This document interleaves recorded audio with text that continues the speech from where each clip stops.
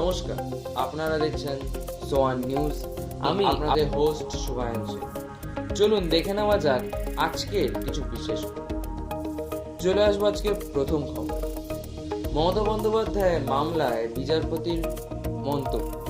কলকাতা হাইকোর্টে মমতা বন্দ্যোপাধ্যায় একটি মামলার শুনানির সময় বিচারপতি তার বড় ভাই বিজেপির মুখপাত্র সেটি জানান।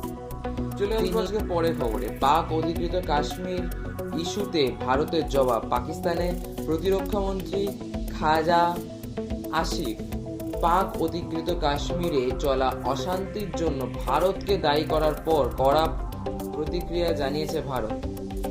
বিদেশ মন্ত্রকের বক্তব্য, পাকিস্তান নিজেদের ব্যর্থতা ও মানবাধিকার লঙ্ঘনের বিষয় আড়াল করতেই এই ধরনের অভিযোগ করেছে।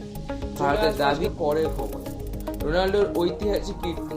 ফুটবল বিশ্বে নতুন ইতিহাস গড়লেন পর্তুগালের অধিনায়ক ক্রিশ্চিয়ানো রোনাল্ডো। তিনি প্রথম ফুটবলার হিসেবে টানা 6টি ভিন্ন ফিফা কাপে গোল করার নজির স্থাপন করেছেন। 2026 বিশ্বকাপে উজবেকিস্তানের বিরুদ্ধে ম্যাচে গোল করে এই রেকর্ড গড়লেন। চলে আসবো আজকে পরের খবরে। দুর্নীতির অভিযোগে তৃণমূল নেতাকে অপদস্থ। হুগলি তারকেশ্বরে দুর্নীতির অভিযোগকে কেন্দ্র করে এক তৃণমূল নেতাকে জুতোর মালা পরিয়ে প্রকাশ্যে ঘোরানোর অভিযোগ উঠেছে। স্থানীয় বাসিন্দারা তাকে কান ধরে উঠবোস করান বলেও অভিযোগ। ঘটনা ভিডিও সামাজিক মাধ্যমে ছড়িয়ে পড়েছে এবং তা নিয়ে রাজনৈতিক মহলে চর্চা শুরু হয়ে গেছে। চলে আসবো আজকে শেষ খবরে।